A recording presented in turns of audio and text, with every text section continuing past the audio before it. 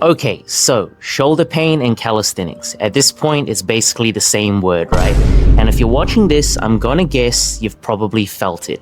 That little pinch right in the front of your shoulder, you go into a planche lean and pinch, you hang off the bar, pinch. Sometimes you literally just raise your arm and pinch. And it's the most frustrating thing in the world because calisthenics is genuinely the most fun and addictive way to train. And then this one stupid little shoulder thing just stops you right then and there. So in this video, I just want to break down what's actually happening in the simplest way I possibly can. And then 4 really simple things you can start doing this week to fix it. Stick with me to the end because I promise you this is going to save you years. And I'm saying that as someone who has absolutely tweaked his own shoulder being an idiot. So yeah, I've been there. So what's actually happening? First, let's get one thing straight. What even is a tendon? Super simple. A tendon is just the rope that connects your muscle to your bone. Muscle squeezes, the rope pulls the bone, you move. That's it. And that pain in your shoulder, 9 times out of 10, it's one of these little ropes, your rotator cuff. This little team that keeps your shoulder steady, and one of them is just getting pissed off. Now, a tendon isn't just fine or broken. Think of it like a traffic light.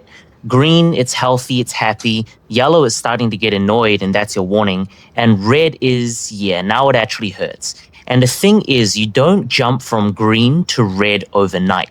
It creeps up on you. A bit of yellow here, a little more there, you ignore it, and then one random day, you do a set you've done 100 times, and boom, red. So why does it creep into the red in the first place? One reason. The load you're putting on that tendon is more than it can handle right now. Think of a backpack. Your tendon can carry a certain amount before it starts stressing. Same way, your backpack can only hold so much before the straps start cutting into your shoulders. If you keep stuffing it with more than it can carry, it's gonna hurt. So really, pain just means you're asking your tendon to do more than it's built for right now. Okay, and this next part is the bit that's actually specific to us, to calisthenics. And it's kind of a trap. Let me explain with a go-kart. Imagine you take a little go-kart and you bolt this massive race car engine. The engine's unreal, ready to fly, but the little frame holding it together, way behind. Push it hard enough and something will break. It's never the engine that goes, it's always the weak frame. Your muscles are the engine. They get strong fast. But your tendons, the frame, they're always playing catch up. They get stronger way slower and they recover way slower too. So what happens? You get strong enough to attempt some big straight arm skill long before your tendons are anywhere near ready to actually hold it. And being strong is literally the trap. It's exactly why the strong guys are the ones throwing themselves at planche and front lever way too early, and then wondering why their shoulders cooked. And it gets worse with straight arms specifically. When your arm's bent with normal push-ups and dips, your muscles take the load. But the second your arm goes dead straight, planche, front lever, and skills like that, the load comes off the muscle and dumps straight onto those little ropes. Oh, and one more thing real quick, then I'll move on. Your shoulder blade, that flat wing bone on your back, if you can't control that properly, your shoulder ends up sitting in a bad position, and that piles even more load onto those little ropes. So just learning to actually move and control your shoulder blade takes a big chunk of that load off. Anyway, let's get to the fixes. First thing, calm it down. When the tendon is pissed, you do what's called isometrics. Big word, dead simple thing. You just push against something that doesn't move. Push into a wall and hold it. That alone settles the pain down enough that you can keep training. And notice I said keep training, not stop, not fully rest.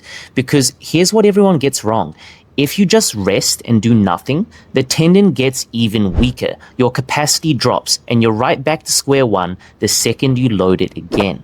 Second, and this is the big one, you've got to build that frame up. And you build it slow. So instead of trying to go as hard as humanly possible every single session, you spend chunks of time just conditioning. Slightly easier variations, slightly higher reps, longer holds, really clean form. Think planche leans, planche lean push-ups, longer tuck front lever holds, stuff that's a bit easier that you can do for longer.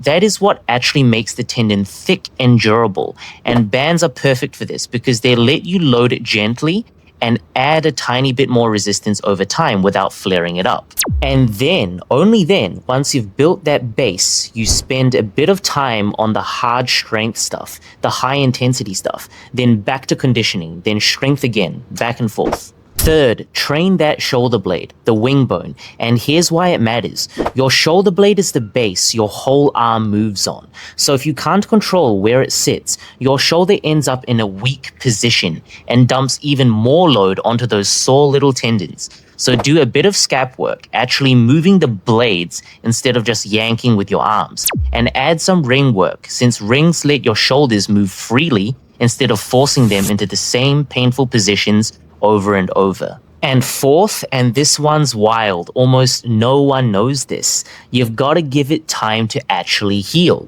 When you load a tendon for the first day and a half, it actually gets a tiny bit weaker first, while it's busy repairing. It doesn't turn the corner and start getting stronger until the day and a half mark. So if you're hammering a sore shoulder every day, you're literally tearing down the repairs before they've even finished. Do a bit less, give it a day or two between, and that same shoulder sliding towards red starts heading back to green. And the thing tying all of this together, progressive overload. If you don't know what that means, don't stress. It just means slowly increasing what you're doing. A couple more reps, a few more seconds on the hold, the next progression, but only once you've actually mastered the one you're on. So respect the progressions, don't skip the line because it is so easy to rush this. And rushing it is exactly how everyone ends up hurt. Now look, knowing these 4 things is one thing. Actually doing them in the right order for where your shoulder is right now, that's the bit that actually fixes you. Go too hard, too soon, and you just restart the whole mess. And honestly, that's the whole reason I built CALITEMPLE. It's my community where I take all of this and lay it out in the right order for you. And not just the shoulder stuff, the whole thing.